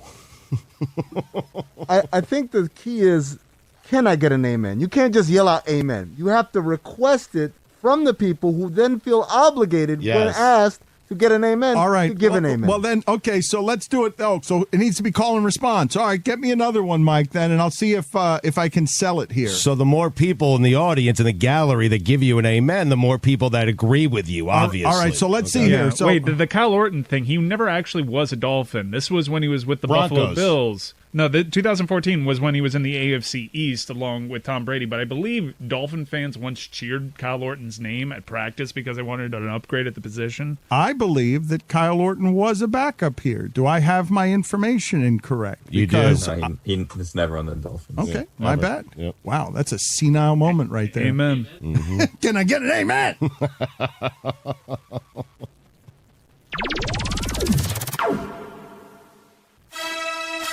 Hey, people, tell us what in the sport made you laugh hardest this weekend. It is a segment we call What Made You Laugh This Weekend. Ha ha ha! So what was that from my father? Was that a chortle? Was that that was more than a chuckle? That was not a giggle. What was that on the Chris Whittingham Tears of Laughter? I'll go for a cackle. A cackle. That was a cackle from my father. All right. We will do the funniest thing from the sports weekend in just a second. But because Amin has flown into town with this information, okay, he's flown in. Meadowlark Media flew him in so that he could come and give us all-star expert analysis from a man who's been an insider, who's been in front offices. The Utah Jazz, I mean, nobody believes in the Utah Jazz. The Utah Jazz are cursed in terms of getting anybody outside of Utah to believe in that team, no matter what it is that team does. That team feels disrespected by this. Nobody's disputing that Gobert and Mitchell are good players. But what's going on with the Utah Jazz? I want you to tell me, because nobody listening to this right now, as we talk about it, not one person, I mean, that if I tell you the Lakers are healthy, are going to believe that the Jazz can beat them. Not one person listening to this. Hi, Dan. Yes. That music means I know basketball. Yeah. The Utah Jazz. Here's the problem. Those comments they had after their loss to Philadelphia really, really shook my confidence in them. Because everyone gets frustrated with referees. Referees mess up. That's normal. But what's not normal is for you to tie your frustrations with a referee in one game to a grander overall conspiracy. They don't want us to be the number one seed. Rudy Gobert telling his teammates, as a small market team, these things happen to us. Small market? You think the refs out there care about what market you're from? Greg Popovich has coached in San Antonio for damn near 3 decades. Not once have I heard him talk about the size of his market. Karl Malone is the all-time free throw attempter in the history of basketball. Not once did he mention the size of his market, and he played in an era where market size actually meant something. Not in this internet age where we got everything at our fingertips. No.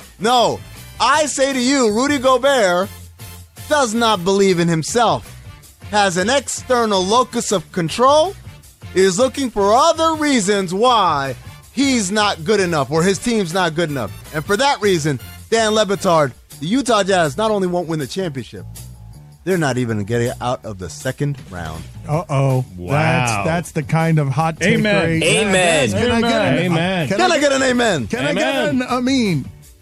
I mean, I'm there with you, Dan. Thank you, Mike. I deserve that. Billy, what was the funniest thing from the sports weekend? Jose Canseco doesn't seem like he's ever going to let go of this feud with Mark McGuire, telling us Mark McGuire corked his bat before every game. You just tweeted that out? Yeah. Just to, What has he got to lose at this point? I mean, yeah, you lose your dignity when you steal $1 million. That's gone already. Yeah. Yeah. Roy, what was the funniest thing from the sports weekend? Alex Caruso is now a spokesperson for Manscaped, and in one of his commercials, he said, "Are you ready to step up your ball game?" Alex Caruso, Manscaped. Oh, I get it with the balls. That's right. Yeah. That's the I joke. don't. That's the joke right there. Big market. Mike Ryan, what was the funniest thing from the sports weekend? Exploding. Yeah. Barbed wire. Yeah. Death match. You took mine. Chris Cody, what do you got? In the celebrity basketball 2-on-2 game over the weekend, Lil Baby had one of the worst free throw attempts I've ever seen. It hit like the top of the backboard. I mean, I feel like we'd all be pretty bad if we were like had to shoot free throws on TV, but still, you got to be better than that. How about you, Whittingham? What do you have here? I noticed during the 3-point shootout that they have a referee who throws his left hand up. Good. It seems useless to have a referee during the 3-point shooootout. Yeah. You see the referee who just left his hand up when stuff was going? You want to bring it back down? But it's just very inefficient. Maybe just put your hand up if they step on the line, right? You don't have to do it every time, like repeatedly. Like just be there in case. It made me wonder if it was like a gambling thing where they have to have like an official score during the 3-point shootout just in case the results get contested. In keeping, though, with me sort of veering toward sadness in strange ways today, my funniest thing is also something that when I then started reading about it, it made me sad. Mike Ryan sent out on Twitter a photograph of this Russian MMA guy who had injected petroleum into his arm so that he would be as the gimmick of being super bicep guy, and it's grotesque, but he has giant biceps. And then I started reading the story around it, and he's having all sorts of surgeries, and now he can't get surgery because of COVID, and he needs to get it's like Vaseline in his arms. He's got to get it out of there. The Ruskies. It made me sad, Mike. Yeah, petroleum would have killed him. It wasn't. Oh, it was. Petroleum was oil. Petroleum. So what was it? Putting crude oil into his bicep. Amen. Like Vaseline. Petroleum jelly is what I meant. Yeah. Jelly, very key to all of that. Petroleum. It's way better with jelly. I got you just injecting yourself with jelly, Chris. Welch's grape jelly. Probably work out better for me than it did for him. Can I get an amen? I've often wondered if I was sliced in half with a sword, what would come out instead of blood? Can I get an amen? You've often wondered that? Yeah. I think it'd be some form of like chocolate or orange soda or something like that. So you've got it being like a clean cut, like one swipe through you and you're just cut in half kind of thing? Yeah, and I lose what I consume the most. I've got it for me being all the shit that I haven't been able to take over the last year and a half. And I would be like, oh, sweet relief, finally. I feel evacuated. You haven't pooped in a year? It feels that way sometimes, man. It's gotta hurt. Didn't Elvis die with like 75 pounds of fecal matter in his stomach? And I've read about it. I'm like, that's how I'm going to die. I'm going to die like Elvis with like 45 pounds of shit in my intestines, and it's going to be the root cause of my death. You need some good Rhea, man. Oh, I welcome it. You've never seen something like, oh no, just the consistency of that's gonna be bad, and I'm just like, give me some of that shit. Like, I'm all over going to hibachi places for meals right now because I'm like, sweet God, it's just going to be projected out of me. Give me this relief, I need it. And even then, I feel like I missed it. Hookah smoke. Hookah smoke? Hookah smoke helps loosen my bowels. What, I like put it in my asshole? No, How does but that work? I'm telling you right now, a heater will make you shit every single morning. Amin's right about that. I've got my anus puckering up to a heater. I don't understand how it, like, they're not even connected. Bring petroleum.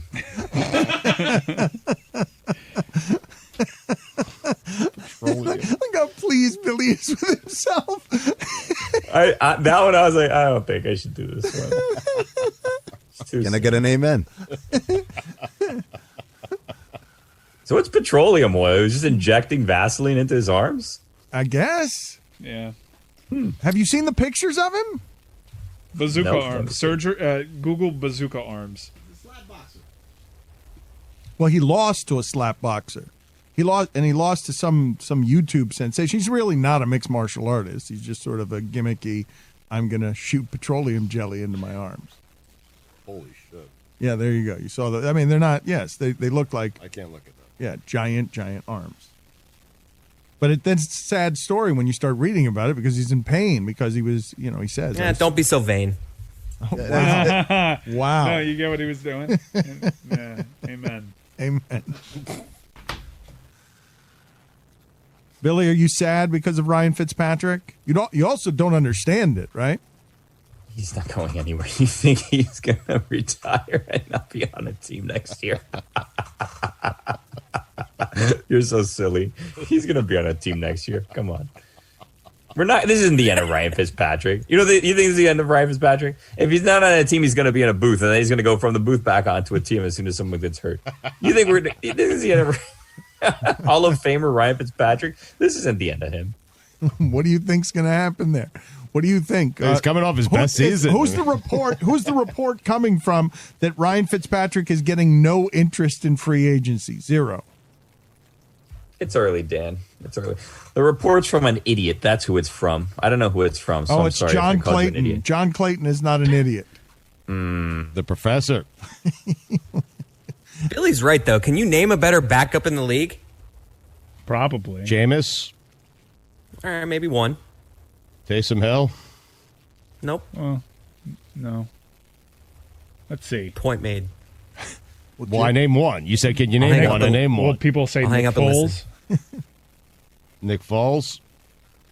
The point is, he's in that conversation. He's going to have a job. Billy's right. He is. Marcus Mariota. Thanks, Chris. The job he's going to have is probably a job that was supposed to go to Eric Bieniemy, because all these backup quarterbacks that have been in the league. You see, Josh McCown was cut, but only to possibly make way for him joining the staff. Josh McCown was getting head coaching interviews just because he was around the game. Well, not just because of that. There had been another factor, Dan. He's white. That's a key factor here, I think. Billy, you've got him in a booth, huh? Fitzpatrick at some point? He'll be somewhere. Don't worry about that. He'll be starting for the Dolphins next year. You know what? Hot take. He's going to be on the Dolphins starting over Tua again. Chris, even if he starts in the broadcast booth, would you bet that he'll play more football games than he'll call football games? I'm with Billy on this. He will come down from the booth. Right? Mm-hmm. Someone's going to need a quarterback. Oh, but Billy, you just got in there and said that needs to go viral. You just got in there with that was sizzling for you. Did you guys you guys stampeded and trampled Billy? He's trying to get to go viral the take that Fitzpatrick will replace Tua again next year. Who else is giving you that take? Take that, Professor.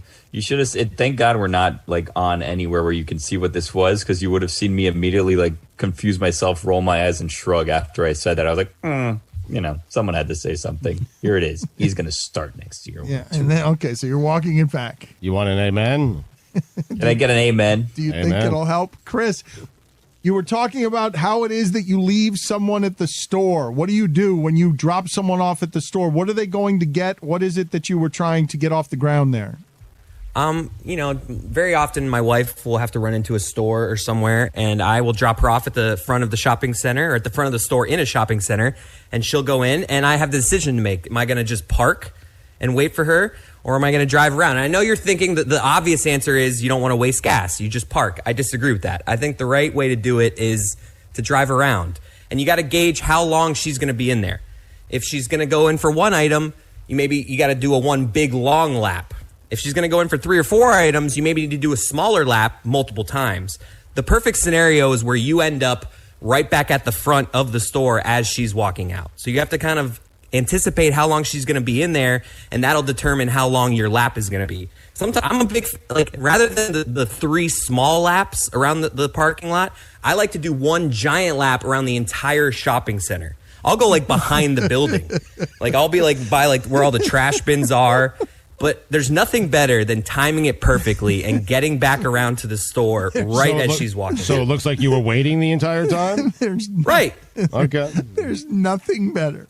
It's just there's nothing worse than getting back to the front of the store and she's not there. It's all right, I got to start this lap again, and I got to do the lap faster this time because she's probably almost done. So it's very confusing, and I really enjoy it. Marriage, you really enjoy it? You enjoy. You guys, nobody can relate to anything I'm saying about dropping off somebody at the front of a store and doing a couple. Witty, come on in. Water's nice. Parking is a dangerous game. I will agree with you on that, because if you park in a place where you can't see the front of the store, there's a very real chance that your significant other is stood in front of the store for 3 minutes waiting for you. You do not want that to happen, because then you get an earful when you get back in the car. I mean, your wife could just text you, "Hey, I'm coming out now." Exactly. Nah, it's a lot of work, though. Yeah. I'm supposed to make it easier for her, Roy. Okay, she's in there doing the hard work, getting the stuff. My job is just to pick her up, all right? I'm going to do it without bothering spending her. your money. I'm making it easy for me. Yes. I had this conversation with someone yesterday. In a given day, how many cars do you think park in one parking spot? Billy, I'd love a documentary on the life of a parking spot. No, yeah. Billy, okay, you can make it for Metal Lark. Get to work on it. It's your idea. That's your big idea for Metal Lark. A day in the life. I'm actually interested in this. Like at the busiest mall in South Florida. In this garage right here on 10th, I would love to see. Oh, the second I pull out, someone's waiting. There's 5 cars waiting for my spot. Yeah. I mean, the second I pull out. Kick over a bottle of Hennessy sometimes. I would love to see what happens in some of these spots. How many spent bottles of alcohol are there in this garage? It's extraordinary. Monday mornings, it's always mornings at this garage. Dangerous game. Sight to behold, man. Holy shit. Billy, when I lived at FAU, there was a gigantic parking lot, obviously, at FAU, and there was one parking spot right in front of this back door that me and my 3 roommates, we were like, the ultimate goal was to get that spot, and if you ever got it, you never had to drive anywhere because your car was there. I don't want to tell you what we called that parking spot. We had a nickname for it.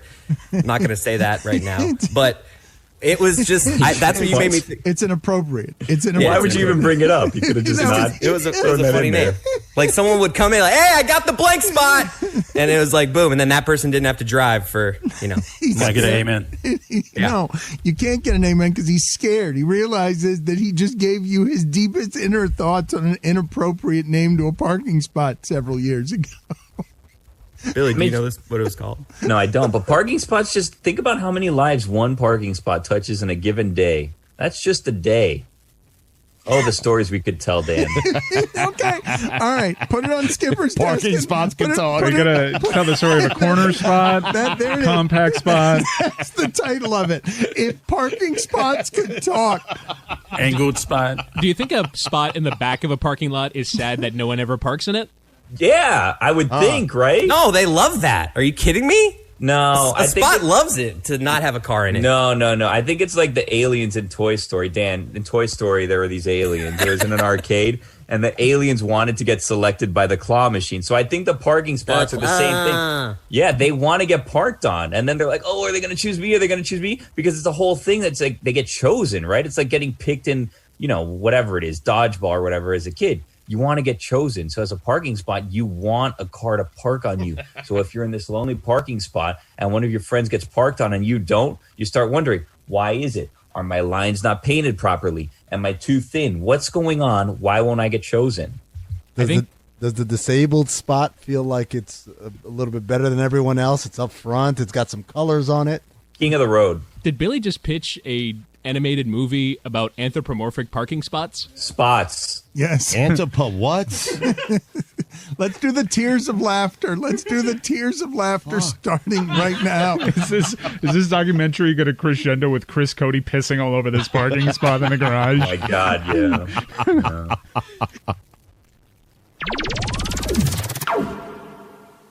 I want to talk about how genius Dr. Seuss is. Because they canceled themselves. Those Dr. Seuss books are going for a lot of money right now. They got ahead of it. This is brilliant. First of all, now the right is taking a victory lap, though. It's a bizarre argument that they're having with themselves that they're winning. I guess they desperately wanted to win one. So Morgan Wallen said the N-word and has had the #1 album in the country for 2 months. That is deeply disheartening, and that's not what's going on here. What's going on here is Dr. Seuss pulled up 6 books after doing an internal study and realized, wow, these 6 books are inappropriate. There was no outside pressure. I learned this just as you all learned this. Maybe there are some Dr. Seuss experts out there that had these books and read it and been like, okay, this does not at all age well. But for the most part, most people were learning about this. Woke libs included, right? And it was Dr. Seuss that came out with this decision to pull off these books. The books skyrocket on the internet because this is a culture war for right-wing conservatives. Cancel culture? No, you should not. Dr. Seuss should not feel the pressure to have these books banned, but it was Dr. Seuss themselves. So now Ted Cruz is like putting up screen caps of like Joe Biden can sell a lot of books. Joe Biden has nothing to do with this. And the GOP minority leader sends out a video of him reading Green Eggs and Ham, by the way, which is not the book in question, not one of them. That was funny. Yeah, do that. Have the balls to do that and see how it lands. So he reads Green Eggs and Ham, and they think they're owning the libs by doing this. It was totally internal. Dr. Seuss is so far ahead of the game, it made me want to cancel ourselves So I sent out a tweet, butt stuff has been canceled, everybody. Get your shirts now because the socialist agenda won't let us have it. It is a business plan now to go ahead and pull something back, and the right will go out crazy and support you, not knowing how dumb they're actually being in this because they're getting played in all of this too. Mike, you got it. You got a little messed up. What they did was they pulled they self-banned those books, but then the right-wing people who believe that there's a cancel culture war and all that, they're buying all Dr. Seuss books. So it wouldn't be like just canceling the butt stuff shirts and then having them sell out. It would be like saying, hey, they're canceling our whole show because of these butt stuff shirts, and then having people say, no, and buying all the shirts as a result. That's the genius, is they okey-doke people into buying all their stuff for pulling the stuff that was actually offensive. You wouldn't believe the people that send the memes that I see, the group chats that I'm in with some conservatives that are like this is a martyr, that Dr. Seuss is a martyr. I'm like, I never gave a shit about Dr. Seuss. This is so confusing to me. Why do you think this is the liberals doing this to you? I don't understand it, but go on. Do we need to change our hierarchy of, I don't even remember what the old hierarchy was of rage. Do we have to put Dr. Seuss now at the very top of the hierarchy of rage? Here it is, Stugotz, just so that you know. You start when, I think this started one day, we were just sort of talking about brouhahas, or we were talking about something you only see in baseball when dugout's empty, and just the words associated with it. So the very lowest rung of this totem pole, chicanery, hijinks, malarkey, skullduggery, shenanigans, tiff, spat, quarrel, tomfoolery, skirmish, fracas, hullabaloo, ballyhoo, dust-up, brouhaha, Armageddon, agree to disagree. after Armageddon, a bit of a surprise. Yes. Gloves off, fisticuffs, kerfuffle, hubbub, hurly-burly, slobberknocker, Donnybrook, Gagasson, riot, and then a war, and then Palace of Auburn Hills. So that is the list, and now we've got we're making a new list. I feel like Armageddon should be a little bit higher. Yeah, I thought so too. Yeah. But how many do you have here, Whittingham, on your list of your tears of laughter? I have 19. All right, let's see if we can put any others here. Have you ranked them for us? I have, yes. Okay, so we've got. This is very exciting. Yes, it really is. All right, let's get the. Of course they're ranked. Of course they are. Very properly. Let's get the fanfare. Chris, have you been to a strip club? Yes. That's a great question. We do a Mystery Gray where Whitty and I go to a strip club together. Can I get an amen? Man, I've tried. Kid's got his morals, man. Let's just grab a beer. Come on. So they're showing the fight. Come He's on. So nice. There's a room where they're not naked. In this state, you can't touch them. It doesn't matter. All right, so we're starting at the very bottom here. The very bottom. Number 19. Sympathy laugh. That's okay. The pity laugh in the comedy club. 18. Depression.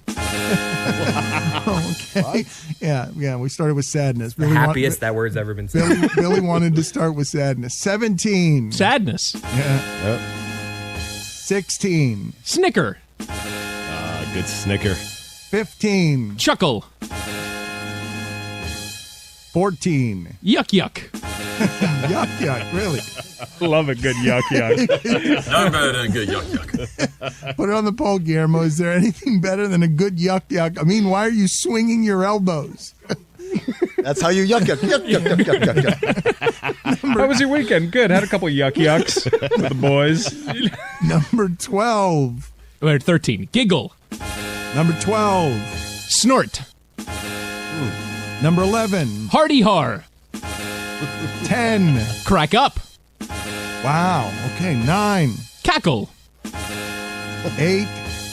Knee slap. Knee slap. Yes.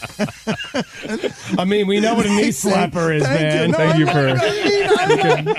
I like it's an audio medium, and I like that you are the one contributing knee giving an amen. Appreciate it. Thank you, Amin. A brilliant physical comedian over there. Come catch his set. He's closing at Yuck Yucks. Number 7. Guffaw. Wait a minute. Do we still have comedy clubs that have those names? Yeah, for sure. I'm going to Google because I love comedy names. Okay, hold on. I believe there's one that's called the Chuckle Hut. All right, no, wait. Let Mike. The laugh hole. Mike, can you do the laugh hole? The what? The laugh hole? Hardy Hards. Laugh hole. All right. I don't know what number we're on anymore. I think we're at 6. But before we get to number 6, Mike, how long will it take you to just Google names of comedy clubs? Because I think this is a whole nother list. But you also have to have the fanfare. Can you do both things at the same time? Number 6. Howl. Number 5. Roar. Number 4. Side split. There's a club called Side Splitters. I'm sure. Yes, there must be. Number 3. Cry laugh. Number 2. Stomach pain. That's a good list, man. And the number 1. Merriment. Oh, merriment, a surprise. Merriment. That is, I want you to imagine, all of you, Chris Whittingham in the strip club. What he would feel in his pants is merriment.